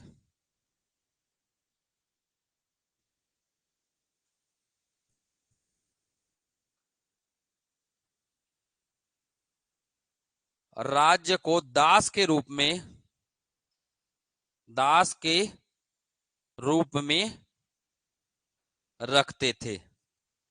दास के रूप में रखते थे, इसका क्या मतलब, इसका दास लोग क्या करते हैं, जैसे दास शब्द यूज होता है, सेवा करना, सेवा करना होता था ना। मतलब ये राज्य को जीतेगा और बोलेगा कि आपको समय समय पर हमारी क्या करनी होगी, सेवा करनी होगी, ये उनका उद्देश्य होता था। आटविक प्रदेश को इन्होंने जीता। ठीक है, तो पारिचारिकी कृत नीति के द्वारा जीता है। ठीक है, चलिए अगला बात करते हैं। अगला आ जाएगा क्या आपका, अगला आ जाएगा पड़ोसी राज्य, पड़ोसी राज्य, पड़ोसी राज्य, नेपाल, असम, नेपाल, असम लिख लीजिएगा, पड़ोसी राज्य, नेपाल, असम, ये सब के लिए इन्होंने कौन सी नीति अपनाया, राज्य प्रस्पोद्धारण ग्रहण मोक्षानुग्रह पारिचारिकी कृत, इसके लिए इन्होंने नीति अपनाया सर्व कर दाना ज्ञाकरण, सर्व कर दाना, सर्व कर दाना ज्ञाकरण, सर्व कर दाना ज्ञाकरण, ज्ञाकरण नीति, सर्व करदाना ज्ञाकरण नीति, या सर्व करदाना नीति भी बोलेंगे तो भी चलेगा। ठीक है, सर्व करदाना ज्ञाकरण नीति। यहां क्या करते थे वो, यहां क्या करते थे, कर, उपहार, उपहार, सेवा लेना, सेवा लेना आदि, है ना, आदि को क्या करते थे, आरोपित करते थे, आदि को क्या करते थे, आरोपित करते थे। ठीक है, या तो कर लेंगे या तो उपहार ले लेते थे, या बोला जाता था उनको क्या, आप हमारे लिए क्या करते रहे, समय समय पर सेवा करते रहे। तो इस प्रकार की इन्होंने सर्व करदाना ज्ञाकरण नीति, सर्व करदाना ज्ञाकरण नीति या सर्व करदाना करण नीति भी बोलते हैं इसको। ठीक है, चलिए एक नीति बच गए, अब इनका एक नीति बच गया है। ठीक है, याद हो जाएगा नाम, हाँ 5 बार लिख के देख लीजिएगा, जरूर हो जाएगा। ठीक है, कोई दिक्कत वाली बात नहीं है, कोशिश करेंगे 5 बार नाम को बस लिखते जाएंगे। राज तोड़ तोड़ के पढ़ेंगे, अगर याद नहीं हो रहा तो राज्य प्रस्पोद्धारण ऐसे पढ़ेंगे, ग्रहण मोक्ष अनुग्रह, ठीक है, पारिचारिकी कृत ऐसे पढ़ना है तो याद हो जाता है, पारिचारिकी कृत, सर्व कर दाना, सर्व कर दाना इतना भी याद रखेंगे तो भी चलेगा। ठीक है, चलिए विदेशी राज्य, विदेशी राज्य को जीतने के लिए, विदेशी राज्य मतलब, विदेशी राज्य मतलब कुषाण, हूण, मल, है ना, कुषाण हूण, और कौन आते थे, मुलंद, मुलंद, श्रीलंका, श्रीलंका को उस समय क्या बोला जाता था, कुछ शब्द होता था, श्रीलंका के नाम भी लिख लीजिए, श्रीलंका तक जीत लिए थे ना ये, श्रीलंका। ये सब क्षेत्र को जीतने के लिए मतलब चीन वीन म्यांमार, है ना, चीन म्यांमार यहाँ सबको जीत लिया था ये, तिब्बत तिब्बत जितने बात कर रहे हैं ना, और इधर दक्षिण भारत में कहां तक चले गए थे, श्रीलंका, वहां तक जीत लिए थे ये। ठीक है, तो विदेशी बहुत सारे राज्य को जीत लिए थे, और विदेशी राज्य को जीतने के बाद इन्होंने, विदेशी राज्य को जीतने के लिए इन्होंने नीति चलाया क्या, कन्योपायन नीति, कन्योपायन नीति, कन्योपायन नीति। ठीक है, कन्योपायन नाम से पता चल रहा है कन्या क्या करेंगे, ये पाएंगे। ठीक है, तो इनका बहुत अच्छा नीति था ये। पड़ोसी राज्य से क्या करते थे, अपना विवाह, अपने वंशज का विवाह या दरबार वालों का क्या कर देते थे, विवाह करा देते थे। जाहिर सी बात है उनके राज्य में क्या नहीं करेंगे, वो हमला नहीं करेंगे, है ना। तो कहने कन्योपायन नीति के अंतर्गत दरबार में उपस्थित होना होता था, दरबार में उपस्थित। अब दरबार में उपस्थित होने के बाद क्या करते थे, है ना, कन्या का क्या कराना होता था, कन्या का विवाह। अब विवाह होगा तो क्या मिलेगा जी, साथ में ये क्या लेंगे, उपहार लेते थे। ठीक है, तो इनकी साजिश देखिए बहुत खतरनाक थी, है ना, मतलब अपने साम्राज्य के लोगों से, अपने वंश के लोगों से, या फिर अपने दरबार के लोगों से क्या करवा देते थे, विवाह। अब विवाह में भी ले लेते थे उपहार। ठीक है, अब ये पड़ोसी राज्य, विदेशी जो राज्य है, क्या ये आक्रमण करेंगे यहाँ, बिल्कुल नहीं कर पाएंगे। तो इनकी नीति सोचिए बहुत खतरनाक नीति थी, है ना। अब देखिए ये जितना भी लड़ाई लड़े, जितना भी लड़ाई लड़े, कम से कम 50 से अधिक राज्य जीते थे ये, 50 से अधिक राज्य जीते थे, और एक भी लड़ाई में ये क्या नहीं हुए थे, हारे नहीं थे, एक भी लड़ाई में क्या नहीं हुए थे, हारे नहीं थे, है ना। पर नेपोलियन की अगर बात करेंगे, नेपोलियन हार गया था भाई, नेपोलियन क्या हो गया था, हार गया था। नेपोलियन और अगर समुद्रगुप्त में बात करेंगे, दो बेसिक अंतर है। पहला अंतर क्या था, ये निर्दयी नहीं था, तानाशाही रवैया नहीं था, निर्दयी नहीं था। ठीक है, दूसरा रवैया क्या था, ये कभी हारते नहीं थे, कला का भी क्या देते थे, ये महत्व देते थे। ठीक है, तो इनका साम्राज्य ऐसे नहीं था कि एकदम मतलब क्रूरता पूर्वक, जबकि नेपोलियन के केस में था ये। ठीक है, हालांकि प्री यहाँ तो नहीं, छत्तीसगढ़ में नहीं, जब यूपीएससी वगैरह की पढ़ाई करते हैं ना तो पूछा जाता है ये प्रश्न, जनरली एक बार आया भी था, है ना। नेपोलियन, एक प्रश्न आया था, मुझे ध्यान में तो नहीं आ रहा है, खैर चलो बाद में याद करेंगे। ठीक है, समुद्रगुप्त का विजय अभियान, तो विजय अभियान के अंतर्गत उंगली को याद रखना है सबसे पहले, है ना। आप ऐसे याद रखिएगा, देखिए मैं तरीका बता देता हूं याद करने का। उंगली से आप चाहे तो कर सकते हैं, या मैप से भी चाहे तो याद कर सकते हैं। ठीक है, देखिए इस क्षेत्र में क्या चलेगा, ये आर्यव्रत प्रदेश है, आर्यव्रत प्रदेश मतलब राज्य, राज्य वाला राज्य प्रस्बोधारण, राज्य प्रस्बोधारण, ऐसे याद रख सकते हैं। ये दक्षिण बना दिए, दक्षिण में क्या, ग्रहण मोक्षानुग्रह, मोक्षानुग्रह। ये बीच वाला क्या है, बीच वाला जी, आठविक। ये क्या है, आठविक। आठविक में क्या बताया मैंने, पारिचारिकीकृत, पारिचारिकीकृत, चारिकीकृत। ठीक है, इस क्षेत्र को वो कैसे जीतेंगे, इन क्षेत्र को, तो इनके लिए क्या चलाएंगे, पड़ोसी राज्य है, असम वाला क्षेत्र है। ठीक है, तो इनके लिए क्या चलाएंगे वो, सर्व करदाना, सर्व करदाना। ठीक है, अब इसके बाद इधर और इधर और इधर, ये बाहर का हो गया, ये बाहर वाला है, ये सब बाहर का है, ये बाहर का है। तो बाहर वाला है तो यहां क्या चलाएंगे, कन्योपायन, कन्योपायन। तो देखिए कितने बड़े क्षेत्र को जीत लिए थे। ठीक है, कुछ नहीं बचा था। ठीक है, बहुत खतरनाक राजा थे। तो समुद्रगुप्त एक बहुत विशाल राज्य की स्थापना किए थे। ठीक है, सबसे बड़ा राज्य की स्थापित करने वाले राजा कौन थे, समुद्रगुप्त थे अब तक का। ठीक है, आप लोग पढ़ेंगे, छत्तीसगढ़ भी पढ़ेंगे तो छत्तीसगढ़ में भी आए थे, ऐसा लिखा हुआ है।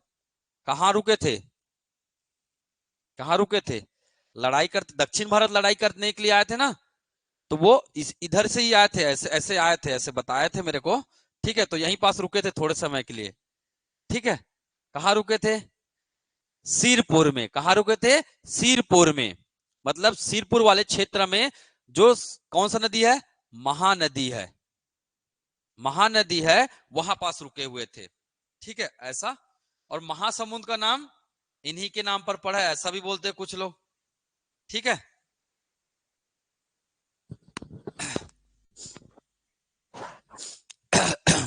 चलिए वो जनश्रुति है, बाद में बात करेंगे। ठीक है, तो इतना चीजें ध्यान में रखना है। इनका विजय अभियान, अगला क्या था इनका, क्या था अगला टॉपिक बताइए, टॉपिक क्या था, हेडिंग क्या था जी,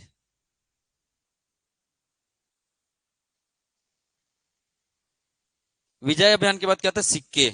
चलिए इनके सिक्के देख लेते हैं, इनके सिक्के, समुद्रगुप्त के सिक्के,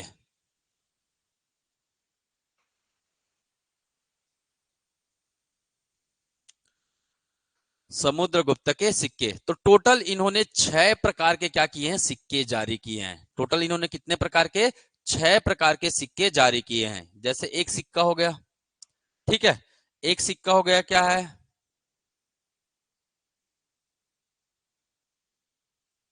कैसा सिक्का हुआ ये, कैसा सिक्का है, धनुर्धारी सिक्का। ठीक है, एक सिक्का क्या हो गया, धनुर्धारी सिक्का। एक सिक्का ऐसे था, कैसा सिक्का है ये, परसु सिक्का, है ना, परसु मुद्रा है। ठीक है, व्याघ्र है, अब शेर तो नहीं बना सकता मैं, तो व्याघ्र लिख लो, व्याघ्र सिक्का। ठीक है, व्याघ्र सिक्का। एक सिक्का जारी किया इन्होंने, है ना, ये क्या बजाते थे, ऐसे जी, वीणा बजा देते थे, तो वीणा, वीणा वादन सिक्का, वीणा वादन। ठीक है, वीणा वादन सिक्का। एक सिक्का बना था क्या, अश्वमेघ, अश्वमेघ। ठीक है, कितने हो गए, 5 हो गए। और एक सिक्का इन्होंने जारी किया था, धनुर्धारी, परशु, व्याघ्र, वीणा वादन, अश्वमेघ। और एक सिक्का इन्होंने जारी किया था, कौन सा था, हुँ? कौन से धर्म के थे ये, वैष्णव संप्रदाय के मानते थे, याद रखिएगा, है ना, जो गुप्त वंश थे वो वैष्णव संप्रदाय को मानते थे। तो क्या बनाएंगे, गरुड़। ठीक है, गरुड़ सिक्के। तो याद रखिएगा ये इनके 6 प्रकार के क्या थे, सिक्के इन्होंने जारी किए हुए थे। ठीक है, एग्जाम में आया हुआ था ना ये सिक्के भी। ठीक है, अब कब कौन से एग्जाम में आ जाए हमें नहीं पता। तो सिक्के का नाम है धनुर्धारी सिक्का, गरुड़ सिक्का, परशु सिक्का, वीणावादन सिक्का, अश्वमेघ सिक्का। ठीक है, तो ये सब क्या है, व्याघ्र सिक्के, ये सब बिल्कुल ध्यान में रखना है।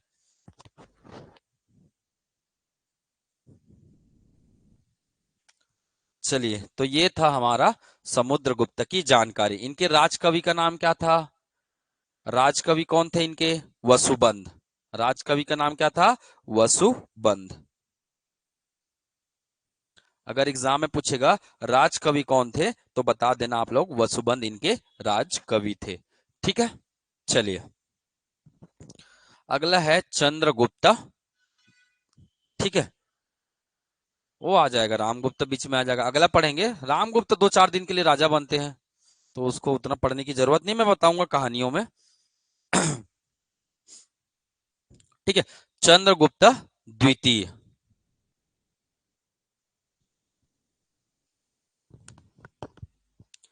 ठीक, हो गए, नोट कर लिए? चंद्रगुप्त द्वितीय कौन से क्रम के राजा हो गए? 5वें क्रम के राजा, याद रखना है, चंद्रगुप्त द्वितीय। चंद्रगुप्त द्वितीय, इनके बारे में भी पढ़ना है। इनके बारे में भी क्या क्या पढ़ना है? उपाधि, उपाधि पढ़ना है इनके बारे में भी। सेम वही पैटर्न है। उपाधि के बाद क्या पढ़ेंगे हम? इनके अभिलेख की बात करेंगे। इनके अभिलेख की बात करेंगे। ठीक है, इनके अभिलेख की बात करेंगे। दरबारी विद्वान की बात करेंगे। दरबारी विद्वान, दरबारी विद्वान। चीनी यात्री की बात करेंगे। चीनी यात्री की बात करेंगे। चीनी यात्री का आगमन हुआ था। ठीक है, चीनी यात्री का आगमन हुआ था। इसके अलावा विजय अभियान। ठीक है, विजय अभियान,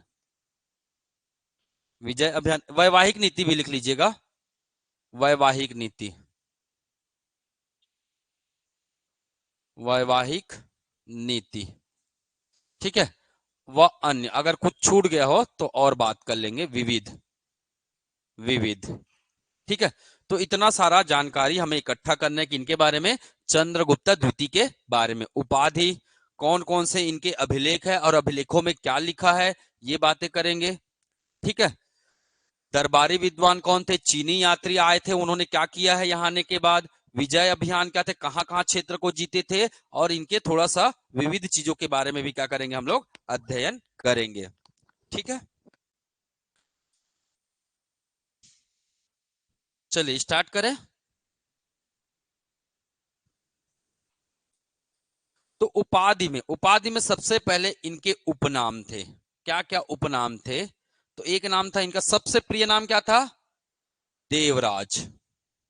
सबसे प्रिय नाम इनका क्या था? देवराज, जो बचपन में नाम लिया जाता था। ठीक है, उसके बाद क्या बोला गया इनको? देवश्री। ठीक है, देवश्री, देवराज, ये सब क्या है ना, श्रीदेव, ये इनके उपनाम बचपन के नाम हुआ करते थे। इनकी उपाधि क्या था? मूलतः अगर इनकी उपाधि की बात करेंगे तो इनको क्या बोला गया है? विक्रमांक। क्या बोला गया है? विक्रमांक, विक्रमादित्य, विक्रमादित्य कहा गया है। सकारी की उपाधि धारण किए थे, सकारी कहलाते थे ये, सकारी। परम भागवत, परम भागवत, परम भागवत, ये इनका प्रसिद्ध उपाधि है, इसको घेरा में रख लेंगे भाई, है ना। इनका प्रसिद्ध उपाधि का नाम बताइए, एग्जाम में यही पूछा था, ऑप्शन में था परम भागवत। ठीक है, परम भागवत। ठीक है,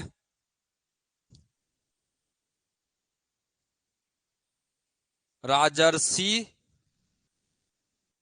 राजर्षि धीराज कैसे लिखेंगे? राजर्षि, राजर्षि धीराज। सहसांक, सहसांक, ये सब क्या है? इनके उपाधि है। विक्रमांक, विक्रमादित्य, सकारी। ठीक है, सकारी, परम भागवत। सबसे प्रिय उपाधि किसको माना गया है? परम भागवत को माना गया। और इस बात से भी हमें स्पष्ट हो रहा है, एक तो गरुड़ से पता चल रहा है, परम भागवत से भी क्या चल रहा है, ये कौन से अनुयायी थे? वैष्णव उपासक थे। ये कौन से धर्म के उपासक थे? वैष्णव उपासक थे। इस बात से भी हमें पता चल रहा है। सहसांक भी है, राजर्षि धीराज है। ठीक है, तो ये कई सारे इनके क्या मिलते हैं, नाम मिलते हैं। ठीक है, बचपन में इसका प्रिय नाम क्या था, देवराज था। बचपन का प्रिय नाम देवराज, जब बड़े हुए तो इनका प्रसिद्ध नाम क्या कहलाया, परम भागवत कहलाते थे ये। ठीक है, तो ये बिल्कुल ध्यान में रखिएगा। चलिए अगला बात करते हैं इनके अभिलेख के बारे में। ठीक है, इनके अभिलेख की जानकारी लेते हैं। ठीक है, कौन कौन से अभिलेख हैं इनके।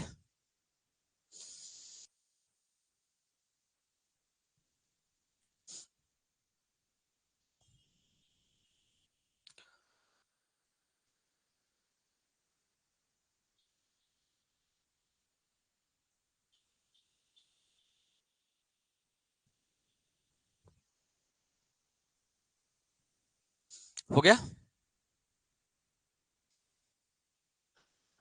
समुद्रगुप्त के दो अभिलेख बात किए, एरन और प्रयाग प्रशस्ति, और सिक्का से भी जानकारी मिल रहा है। तो ये सब इसी से पढ़ेंगे ना हम लोग, मैं अलग से इसीलिए नहीं बता रहा हूं। ठीक है, चलिए अभिलेख लिखते हैं। अभिलेख,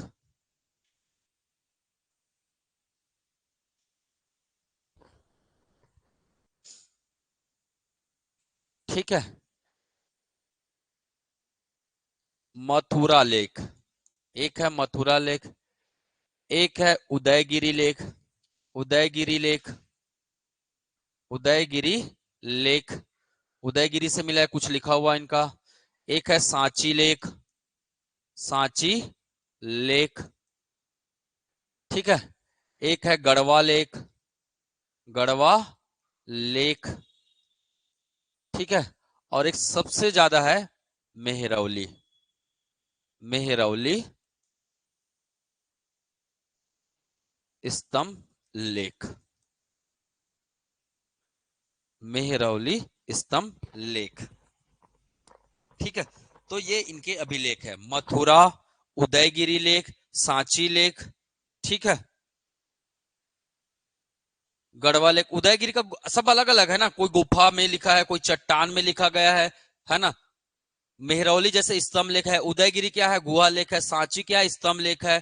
तो ये सब अलग अलग है, ठीक है, इसे ध्यान में रखना भाई, एक जैसा नहीं है, ठीक है। चलिए अब बात करते हैं मेहरौली स्तंभ लेख के बारे में। सबसे ज्यादा इंपॉर्टेंट क्या है यहाँ, मेहरौली स्तंभ लेख, ठीक है। तो आपको प्रश्न पूछा जा सकता है, क्यों पूछा जा सकता है, कहाँ है अभी ये, आजकल दो चार बार तो एग्जाम में यही आया, मेहरौली स्तंभ लेख कहाँ है, कहाँ स्थापित है। कुतुब मीनार का नाम सुने हैं, कुतुब मीनार के सामने इसे स्थापित किया गया है, ठीक है। किसने, अनंगपाल तोमर ने, किसने, अनंगपाल तोमर में। एक्चुअली में ये यहाँ का नहीं था, हिमाचल प्रदेश में था ये, याद रखिएगा, व्यास नदी के तट पर इसे ये पहले रखा हुआ था, उसको लाया कहाँ गया, दिल्ली। किसने, तो चलिए एक एक करके देखते हैं हम लोग, है ना। टॉपिक ही डाल देते हैं क्या, मेहरौली लौह स्तंभ लेख, टॉपिक है मेहरौली लौह स्तंभ लेख, मेहरौली लौह स्तंभ लेख, ठीक है। मेहरौली लौह स्तंभ लेख,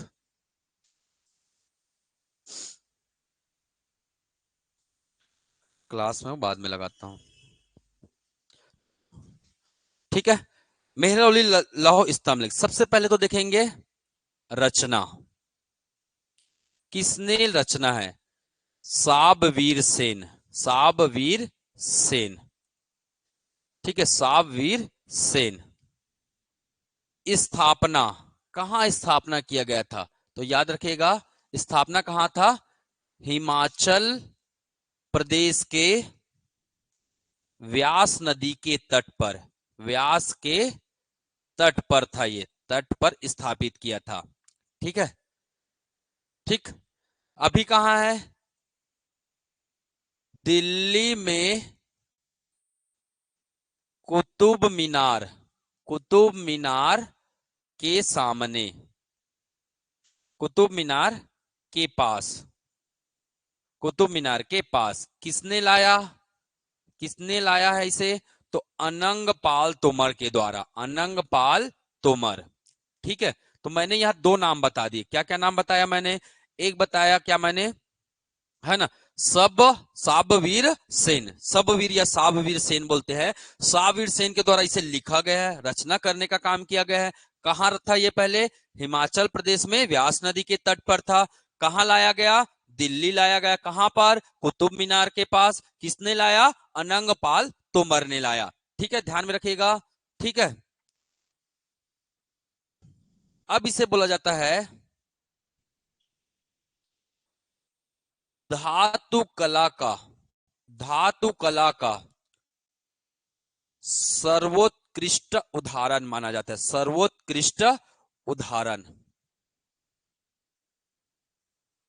ध्यान में रखिएगा, धातु कला का इसे क्या बोला जाता है? सर्वोत्कृष्ट उदाहरण बोला जाता है। ठीक है, कौन से धातु से बना है? नाम से पता चल रहा है कौन सा धातु है। लौह धातु से बना है ना। लौह धातु से कब बना है ये देखिए आप, कब बना है? तो लगभग लगभग ये 400 ईस्वी के आसपास बना है। आज कितना साल हो गया? 2023 चल रहा है ना, 2023 चल रहा है। चलिए 400 साल माइनस कर दीजिए, 400 साल माइनस करिए।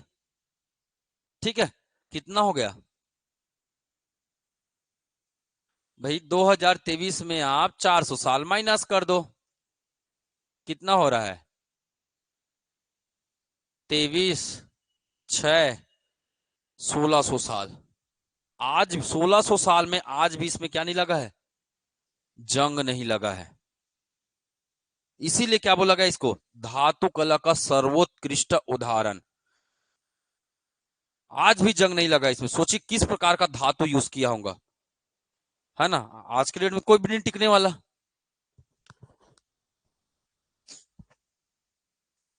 ठीक, चलिए इसीलिए एग्जाम पॉइंट ऑफ व्यू से ये क्या है? महत्वपूर्ण हो जाता है। ठीक है, किस किस चीज का वर्णन है, चलिए बात करते हैं। इसमें किसका वर्णन मिलता है हमें? वर्णन मिलता है, ठीक है, दो चीज का वर्णन मिलता है। ठीक है, एक है वीर चंद्र शासक, वीर चंद्र शासक का नाम मिलता है, शासक का वर्णन, शासक का क्या मिलता है? वर्णन। और वीर चंद्र शासक मतलब चंद्रगुप्त। किसकी बात हो रही है? चंद्रगुप्त की बात हो रही है। ठीक है, दूसरा दूसरा वर्णन क्या मिलता है? दूसरा वर्णन मिलता है बंग व बंग व सिंध विजय, सिंध विजय की जानकारी, सिंध विजय की जानकारी मिलती है। ठीक है, तो कहने का मतलब यहां से एक बात हमें स्पष्ट हो रहा है। क्या स्पष्ट हो रहा है? मेहरौली लौह स्तंभ लेख से चंद्रगुप्त मौर्य क्या थे? चंद्रगुप्त द्वितीय क्या थे? एक ऐसे राजा थे जिन्होंने, है ना, किस क्षेत्र को जीता था? जिन्होंने इधर से बंगाल को जीता था, बंगाल को, और इधर से किसको जीता था? सिंध प्रांत को। सप्त संध तो कौन जीत लिए थे? समुद्रगुप्त। उसके बाद को किसने जीता था? चंद्रगुप्त द्वितीय ने जीता था। इधर बंगाल को भी जीते थे। बंगाल उस समय समुद्रगुप्त नहीं जीते थे, बंगाल क्षेत्र में उन्होंने विजय अभियान नहीं चलाया था। ठीक है, हम लोग बंगाल नहीं पढ़े हैं। ठीक है, तो ध्यान में रखिएगा, सिंध को जीते इधर, और इधर किसको जीते हैं? बंगाल को जीते हैं। और उसके लिए बंग शब्द का इन्होंने क्या किया है? प्रयोग किया हुआ है। ठीक है, तो ये ध्यान में रखेंगे किसके बारे में? मेहरौली लौह स्तंभ लेख के बारे में काफी ज्यादा महत्वपूर्ण रखता है। ठीक है, अभी तक इसमें क्या नहीं लिखा है? जंग नहीं लगा है। ठीक है, चलिए आगे बात करते हैं हम लोग। बाकी पढ़ने की जरूरत नहीं है ना। सबसे याद रखिएगा, इसका नाम याद रख लेना, साबवीर सेन, इंपॉर्टेंट है। ठीक, चलो अगला देखते हैं। अगला क्या था? हा?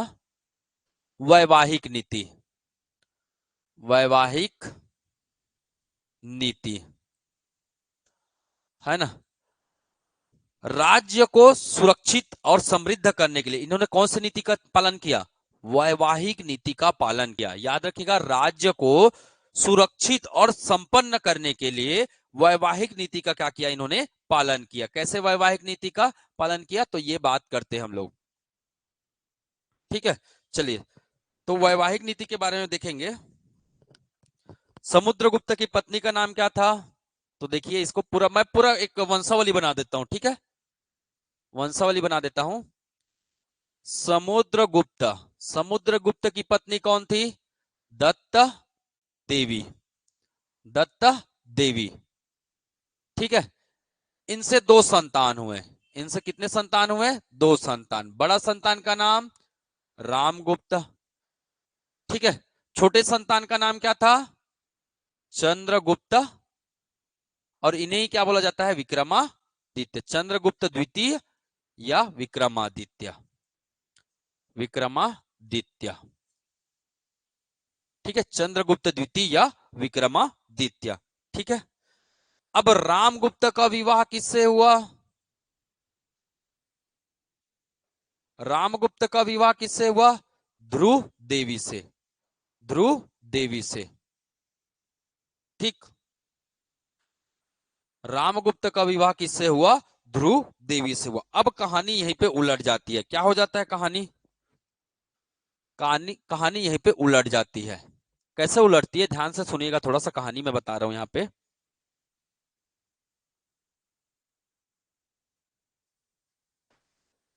देखो, समुद्रगुप्त के निधन के बाद राजा कौन बने? रामगुप्त। ठीक है, इनके दरबार में आक्रमण कौन कर दिया? कहानी के माध्यम से बस सुनिएगा, है ना। किसने आक्रमण कर दिया? शक ने। शक शासक थे, पढ़े थे हम लोग, शक वंश। शकों ने आक्रमण कर दिया, और शकों ने आक्रमण करके रामगुप्त को क्या कर दिया? बंदी बना लिया। बस कहानी के माध्यम से याद रखिएगा, शकों ने आक्रमण किया किस पर? रामगुप्त का। रामगुप्त ने क्या कर लिया? बंदी बना लिया। रामगुप्त ने क्या बोले? आप मेरी पत्नी को ले जाओ, मुझे छोड़ दो। मेरी पत्नी को ले जाओ, मुझे छोड़ दो। इनकी पत्नी का नाम ध्रुव देवी। माथा किसका गर्म हो गया? चंद्रगुप्त द्वितीय का, इनके छोटे भाई का माथा गर्म। क्या राजा है, अपनी पत्नी को संभाल नहीं पा रहा है, राज्य को क्या संभालेगा? भड़क गया वो, है ना। भड़क गया, और वेश बदल कर किसके पास गया? शकों के पास गए। वेश बदला, है ना, घेराबंदी बनाया, और घेराबंदी बनाकर शकों को क्या किया? पराजित कर दिया। और पराजित करने के बाद किनको छुड़वाया? ध्रुव देवी को। और किसकी हत्या कर दिया? तुम्हें तो धिक्कार है, पुरुष होने, पुरुष के नाम पे तुम क्या हो? कलंक हो। इससे अच्छा मैं तुम्हारी क्या कर देता हूं? हत्या कर देता हूं। हत्या कर दिया। अब ध्रुव ध्रुव देवी क्या हो जाएंगी? अकेली। तो इनसे इनका फिर क्या होता है? विवाह होता है। इनसे फिर इनका क्या होगा? विवाह होगा। बस कहानी के माध्यम से याद रखिएगा इसको। ठीक है, तो रामगुप्त थोड़े समय के लिए क्या बने थे? राजा। नाम मात्र के राजा थे वो, थोड़े समय के लिए, चंद समय के मेहमान बोलते हैं ना, बस वैसे ही थे। ठीक है, तो विवाह, ध्रुव देवी के साथ विवाह होगा, और इसी से संतान होगा क्या? कुमार गुप्त प्रथम, कुमार गुप्त प्रथम संतान। ठीक, पर इससे पहले चंद्रगुप्त द्वितीय का विवाह और हो चुका था भाई। एक और विवाह हुआ था इनका। किनसे? कुबेर नागा, कुबेर नागा। इनसे भी इनका क्या हुआ था? विवाह हुआ था। इनसे क्या हुआ? इनको एक पुत्री हुआ। इनसे क्या हुआ? इनको एक पुत्री हुआ, और पुत्री का नाम क्या था? प्रभावती, प्रभावती। ठीक, तो पूरा वंशावली बता रहा हूं मैं। अब कुमार गुप्त का विवाह किससे कराएंगे?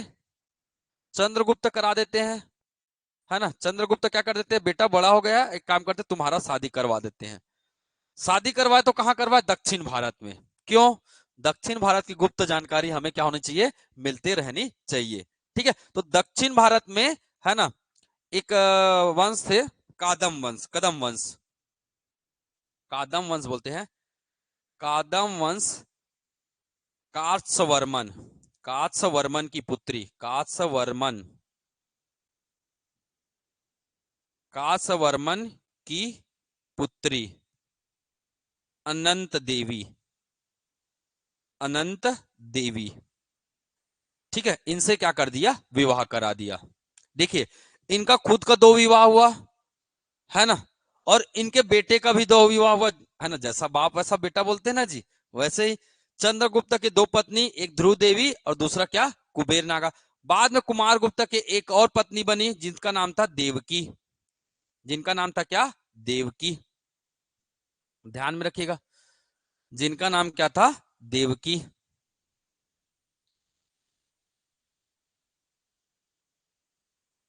अच्छा, इनके ये दो पुत्र थे ना, ध्रुव देवी से दो पुत्र हुए थे। एक और नाम लिख सकते हो, गोविंद गुप्त। जरूरत नहीं है, गोविंद गुप्त। दो संतान, कुमार गुप्त और गोविंद गुप्त। ठीक है।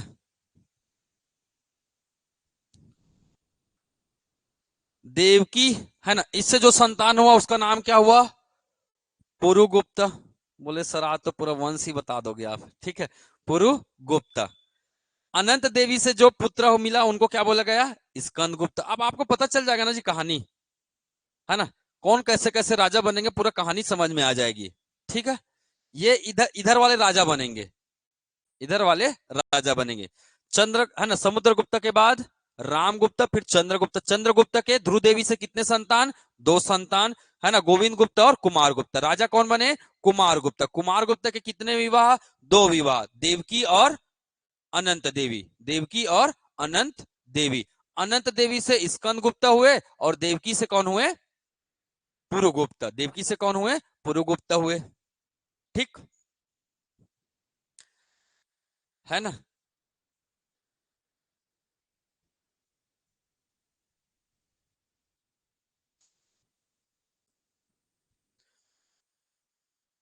अब कुबेर नागा से पुत्री रत्ना हुआ, जिनका नाम क्या था? प्रभावती। अब प्रभावती का भी तो शादी कराना है, इनका भी विवाह कराएंगे। किससे?